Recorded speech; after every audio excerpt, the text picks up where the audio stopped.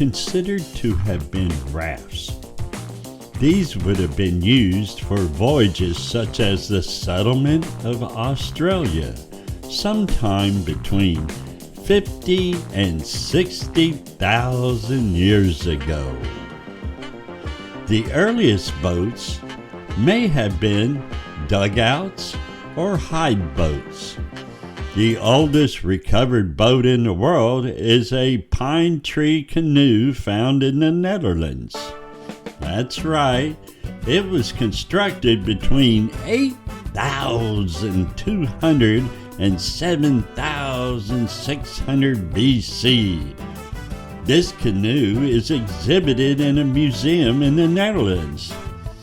Other very old dugout boats have also been recovered. Hide boats are speculation, but we do speculate they existed around the same time. Plank boats are considered in most cases to have developed from log boats. There are examples of log boats that have been expanded by deforming the hull under the influence of heat, by raising the sides with added planks, or by splitting down the middle and adding a central plank to make it wider. The earliest known plank-built boats are from the Nile, dating to the 3rd millennium BC. Outside Egypt, the next earliest are from the great country England. Go figure. Is that true? You gotta question anything about them English folks. Anyways, I'm just kidding. The ferry boats are dated to the early part of the 2nd millennium BC and the end of the 3rd millennium. Plank boats require a level of woodworking technology that was first available in the Neolithic, with more complex versions only becoming achievable in the Bronze Age. My first boat was a rowboat built by my grandfather. He had spent months caring for the wood, curing it, putting it in the water, drying it out, sealing it, doing everything, and then making sure it was in perfect shape. And I got it all painted. It was red and white and looked like something out of a magazine, with handmade everything except for the oarlocks. And they were totally industrial, like off a fishing boat. But amazing little rowboat. And my grandfather, I grew up and he had a mullet boat with a mullet net on the back of it. And we went mullet fishing. Well, at least he did before the sun come up. And then I would go down and sometimes get to do a second or third set with him, because he did multiple sets. And then, of course, my mother had a ski boat and she loved to ski. I really didn't ski much when I was real young because my mom was skiing. I mean, my mom was a character, let me tell you. And we also had fishing boats, and tugboats. I got to see tugboats every day. Well, not every day, but at least once a week I would see a tugboat. I grew up on the water, and I guess you've already figured all that out. And my father also ran a charter boat. And what these charter boats is you get 4 guys, 6 maybe, 4 guys, 6, something like that. And they get drunk as hell, and you ride them around in circles out in the Gulf of Mexico, and they call that fishing. Yeah, I learned all about it. And the first time I remember seeing my father was coming off the Lexington. Yeah, it's an aircraft carrier. And I think he spent most of his time out in the Pacific. They was dropping atomic bombs, hydrogen bombs, and he spent a lot of time during World War II, on aircraft carriers fighting the Japs. That's what we called them back in the old days. It was totally cool, racist stuff. I know, imagine that.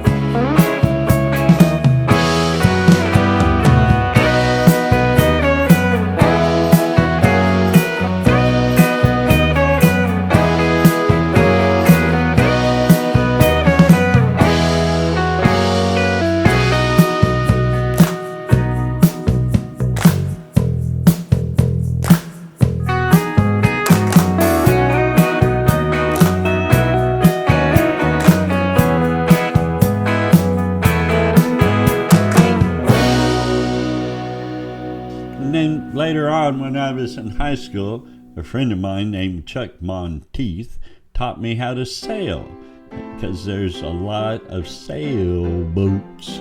Now, I didn't grow up at the turn of the century. Now, apparently my grandfather and his father, especially my great-grandfather, was an excellent person at sailing, and they sailed everywhere just like you drive a car. Like he sailed over to Pensacola all the time, back and forth, you know. He did all the sailing. But most people only sailed once every 2 months to do public records, get flour, wheat, you know, stuff like that. Maybe some chickens. You'd rather have a chicken than an egg. Okay. Then there's pontoon boats. And pontoon boats are great for family and friends to use once a year. So I suggest renting these suckers because they rent them everywhere. And you're going to spend 10 times more if you buy one. And bottom line is it's hurting your children's education. Yeah, they could go to a better school if you just rent the damn pontoon boat. Or maybe buy a whole bunch of jet skis. The stand-up type, the ones that are athletic so you stay in shape. Not the ones that look like a Cadillac. That's the thing. We need a Cadillac jet ski. Wave runner, watch out, because here comes the Cadillac jet ski. No, I'm just kidding. If you really want to save some money, just dig you out a pine tree. Call it a canoe. Or go to Dick's and get you a kayak. But to be fair, if you go to Dick's to get kayak, you'll probably end up with a paddle boat. Wow. Boy, I know there's a I can't even say it, but that's why I should be on a yacht. Because if you're on a yacht, you don't need to know how to speak. You got plenty of money. And if you don't have a lot of money, you can still enjoy the luxury of a yacht. And perhaps even better and more fun, especially when you're drunk late at night at the bar, on a cruise ship. But I suggest children go on a Disney cruise and forbid your parents to go on any other cruise but a Disney cruise. You don't want to go on a Royal Caribbean, okay? No. Yeah, you do. In fact, it's a big competition between Carnival, Royal Caribbean, all them places. And then you got the luxury yachts, the private yachts, cruise ships. I guess they're cruise ship yachts rent thing. I don't know, but there's some kind of weird gray area between a cruise ship and a private yacht, and you chartered the damn thing.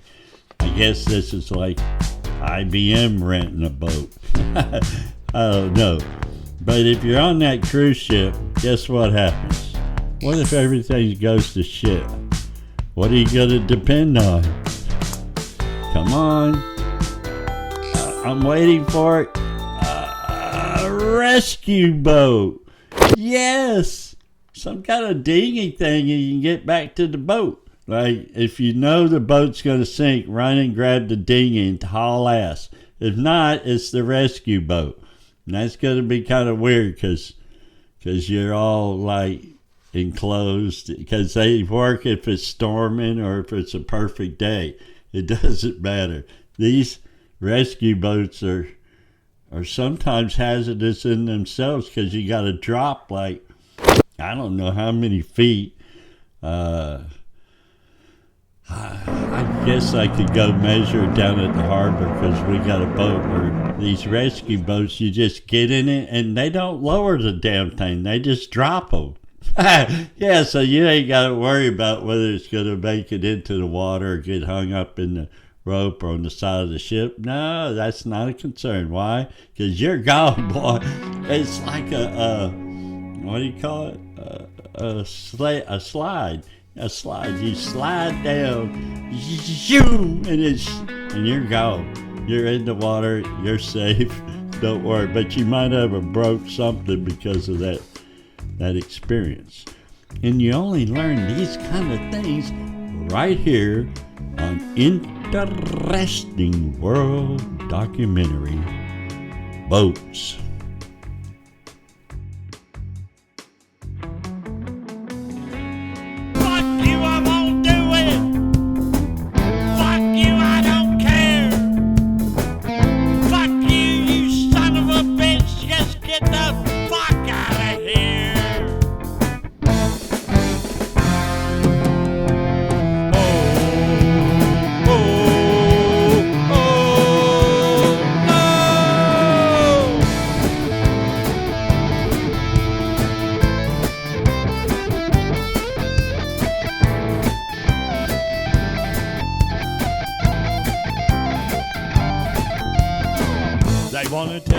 to think.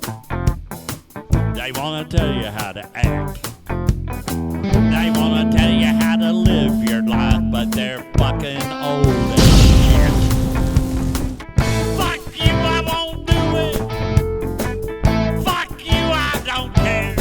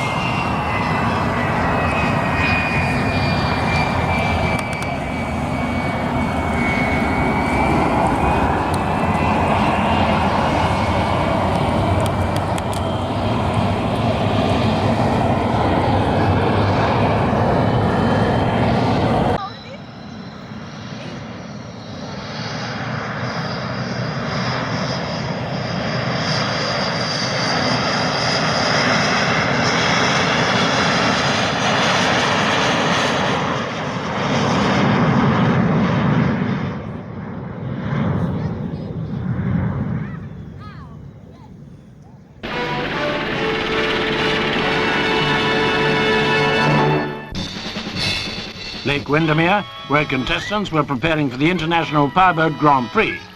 The event was overshadowed by the tragic death earlier in the day of Bill Shakespeare, who was killed practicing for the race. Number 6, Tom Percival of Britain, gets ready. The start, and 40 of the world's fastest powerboats head into Lake Windermere.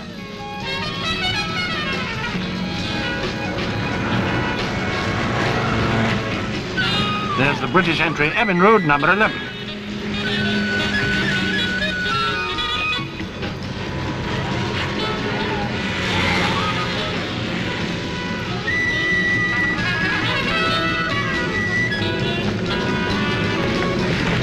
In number 1, Angelo Molinari took an early lead.